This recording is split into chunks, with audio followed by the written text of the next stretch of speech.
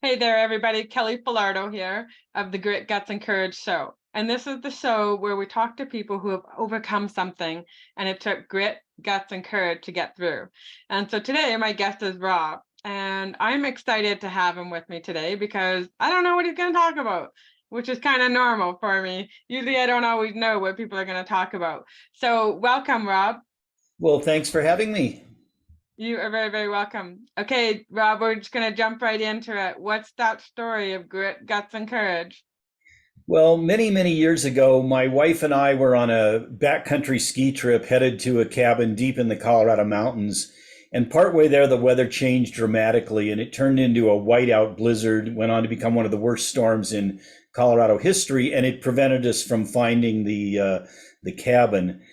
And on the third day out, my parents were watching the news and they heard the county sheriff say that there was less than a 10% chance that we could have survived 2 nights in a raging blizzard.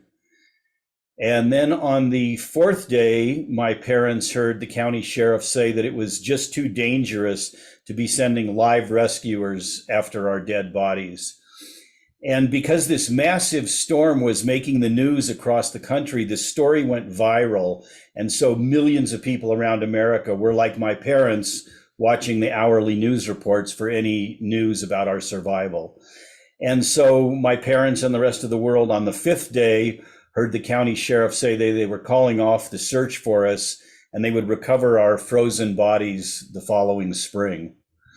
Oh my And gosh, what a story. yes, and then that same afternoon, we actually made contact with the rescuers and we got out of the mountains.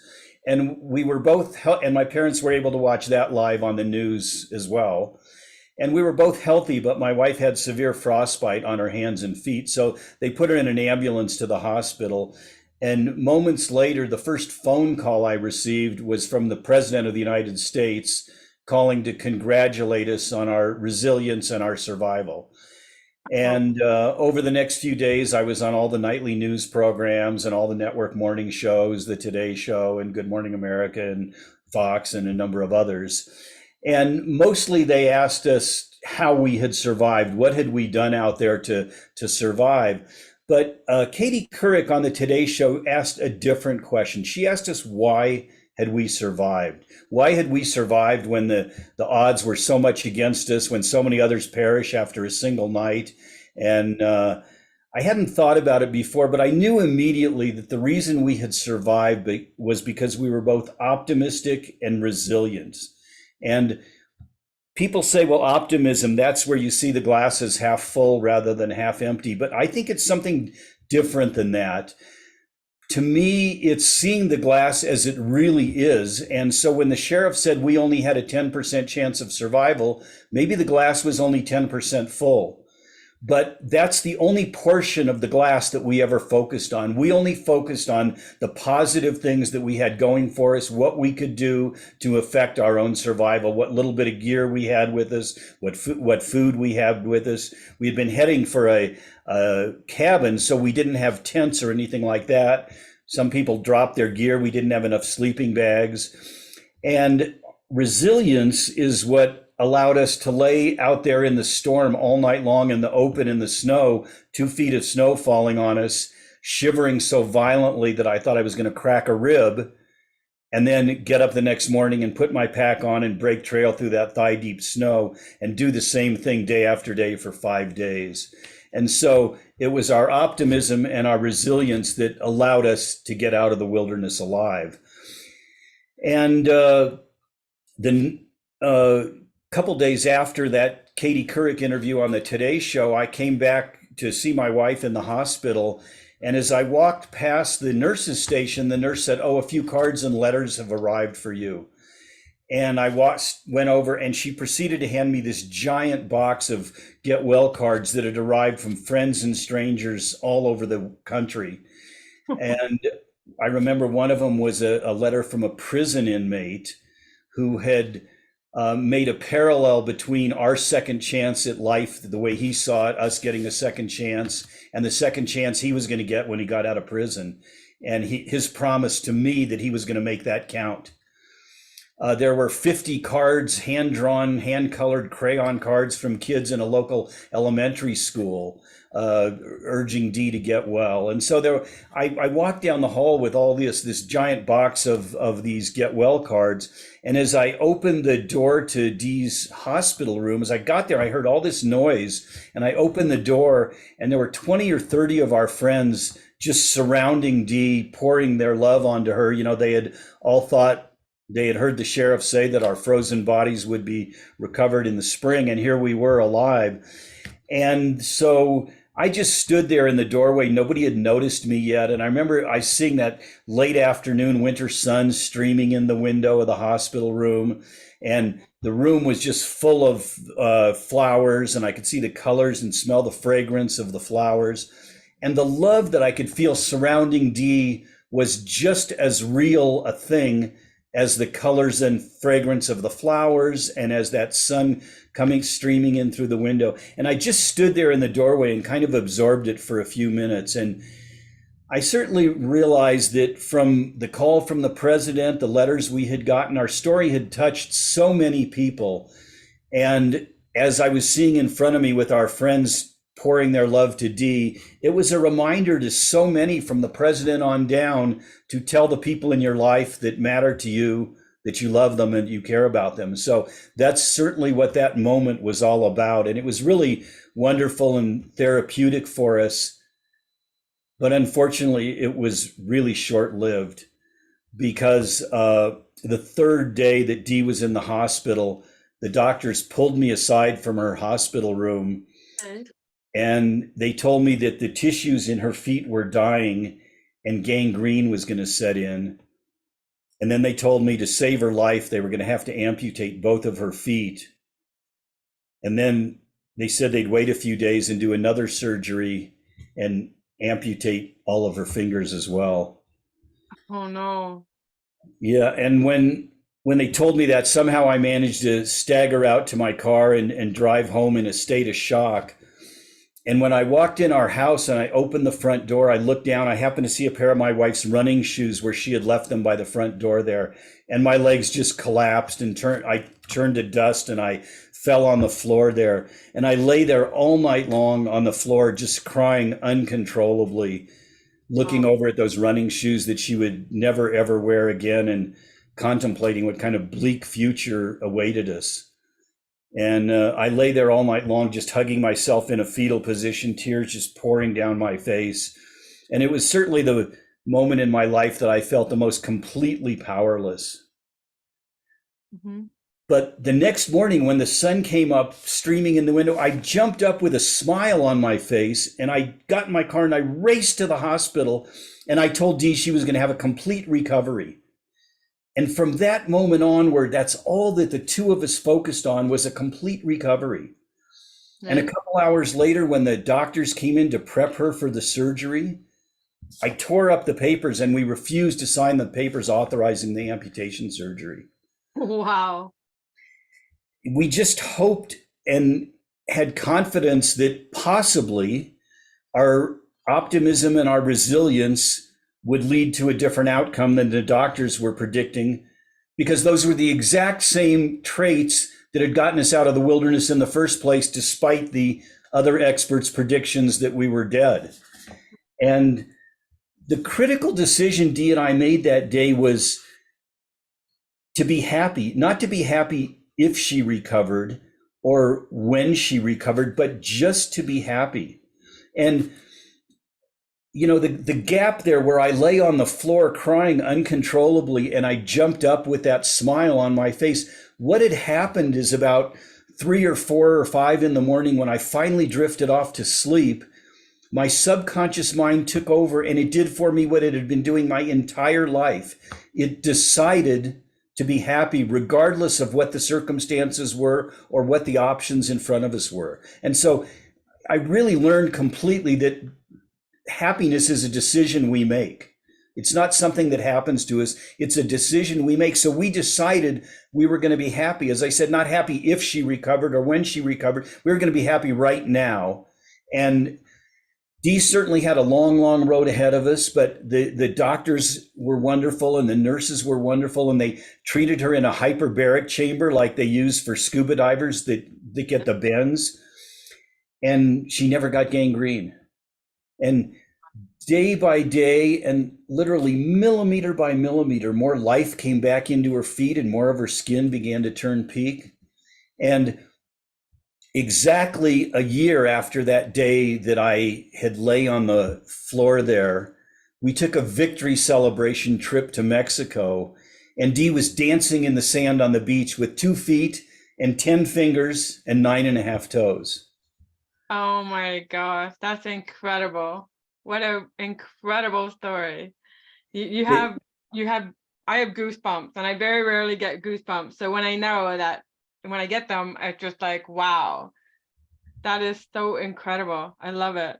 well, thank you. And so, when another question that we had been asked by Katie Couric on that interview, she had asked me, after what we had been through, were we going to continue taking chances like we going on future backcountry ski trips? And when she first asked me, time just stopped for me because I didn't know what to say. And so many people, when they have an experience like that, we all shut down, and I realized when she asked me that question that how I answered it was going to affect the rest of my life. Right. Because if we shrink from risks and avoid challenges, our life just gets smaller and smaller, and happiness just gets farther and farther away from us. Right. And so, after this whole year-long experience where we finally had the victory, where she was dancing in the sand, it was at that point that I knew for sure what my answer was to Katie Couric and to myself, that I was going to continue taking risks and stepping outside of my comfort zone so that I could find a life truly worth living. And so a year after that day on the beach, my wife and I sold our home and we bought a sailboat and we set off to sail around the world. Oh my God. Another amazing adventure, I'm sure. Yes, and we went on to spend the next 17 years living on our sailboat, 17 years long, sailing around the world, visiting over 100 different countries, and studying human happiness, studying what really made people happy in different countries. And before we had left, we had been very involved in the America's Cup and some high-end yacht races. And the people that do those things are billionaires and multimillionaires, and their crews would deliver the yacht to the regatta and they would fly in the private jet. And then we would get to go out sailing with them because we were filmmakers filming this. And I realized that many of these people they had everything and they weren't very happy. A lot of them were happy, but a large number of them were not. And then a few years later, we were sailing to these third world countries with people that lived in grass shacks, and some of them were happy and some were not. And the percentages between the billionaires and the people in the grass shacks wasn't that different about what their happiness levels were. And so we really began to study this idea of what created human happiness. And that's what I talk about now. I teach the science of human happiness.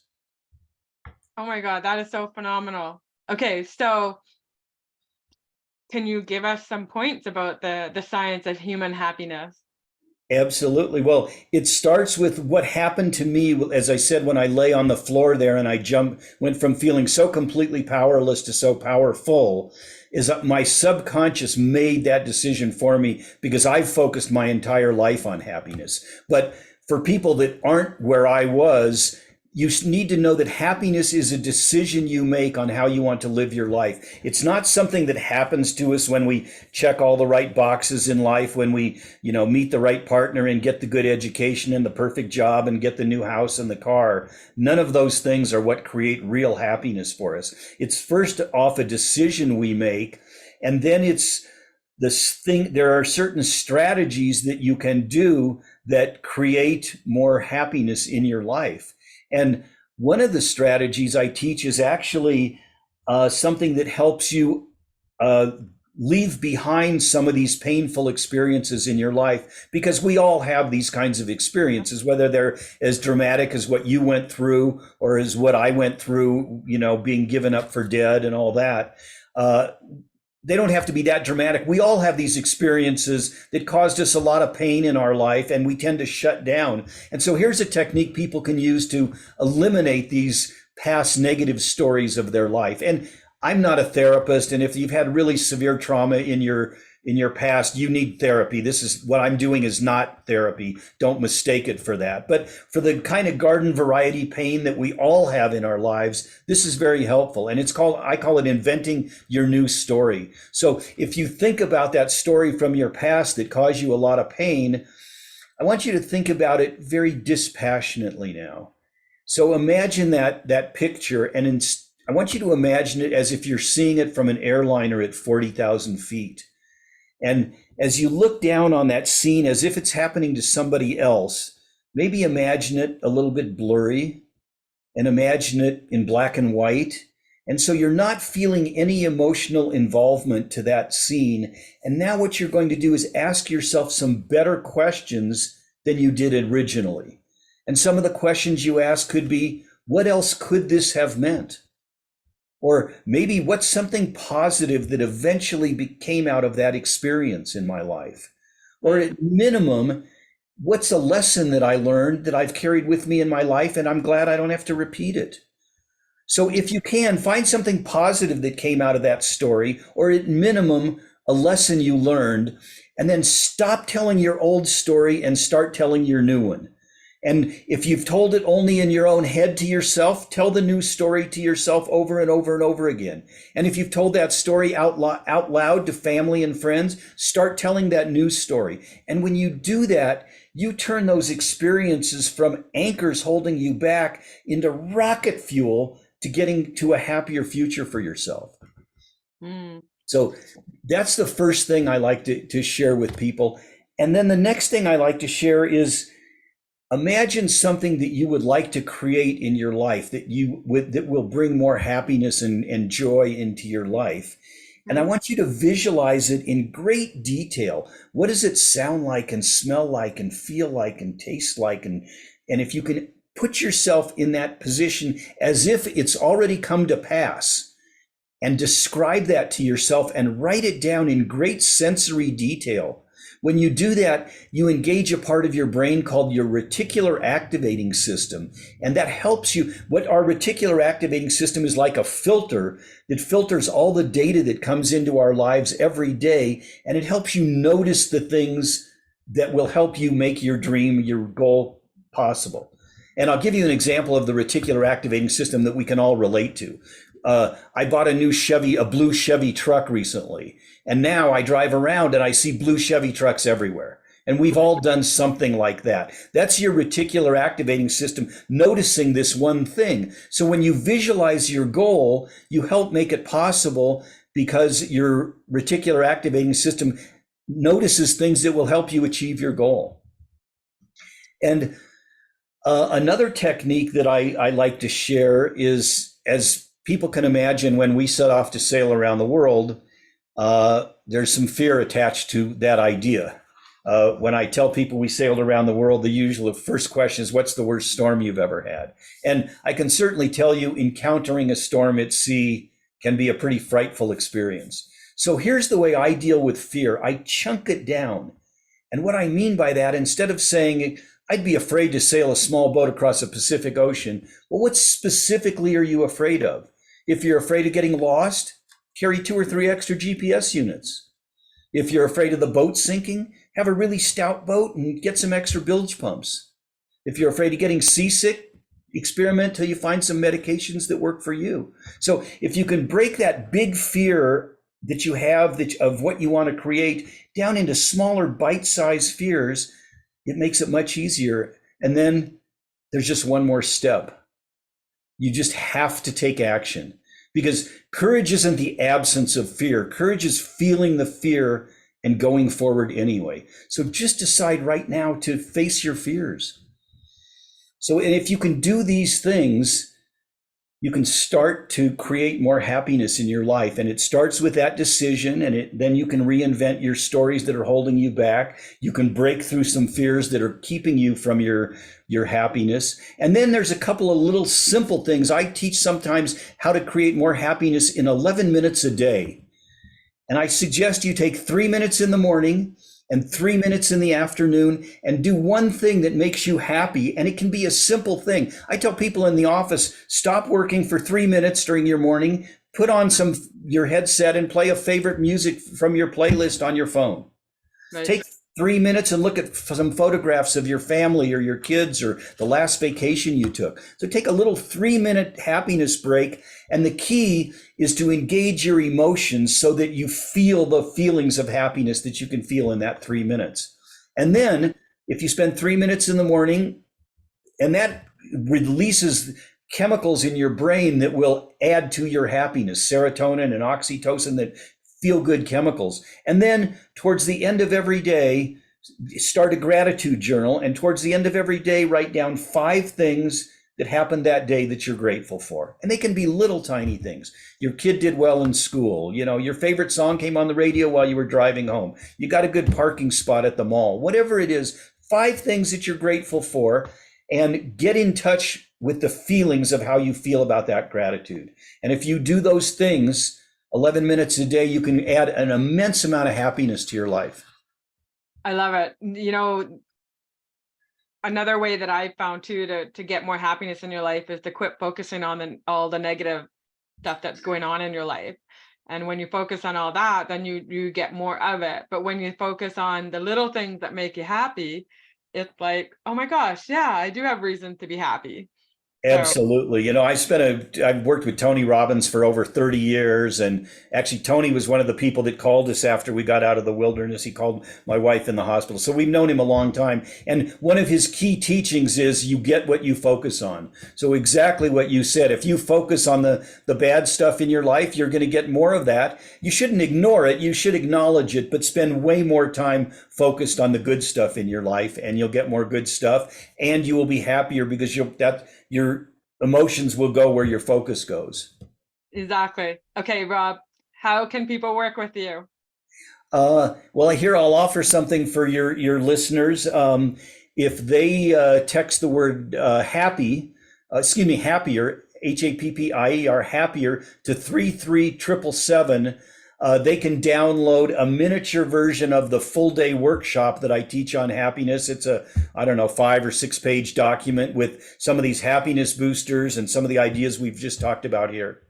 So 33777 and text the word happier. Excellent. Okay, so Rob, we're at the end of the show. What is some final words of wisdom you'd love to share? Well, I think the key thing is that first thing I said is that happiness is a decision you make. It's not something that happens to you. Happiness is a decision you make. If you make that decision, then you will create more happiness. And happiness can be learned, just like learning. If you wanted to learn a musical instrument, you would decide you wanted to be a piano player. You can decide you want to be happy. If you were going to be a piano player, you would take some piano lessons, you would practice the scales, and you would get better. Happiness is the same way. You decide you want more happiness in your life, do some of the things we've talked about here, the practices, take some of the lessons that they can get in that downloadable file I alluded to, and then practice some of those things on a daily basis. Just like you'd get better at piano, you'll get better at being happy. Awesome. Thank you so much, Rob. It's been awesome. What an incredible story you have. So there you go, everybody. Thank you, Rob, and thank you for listening to the Grit, Guts, and Courage show, and stay tuned for the next one. Thanks for having me. You bet.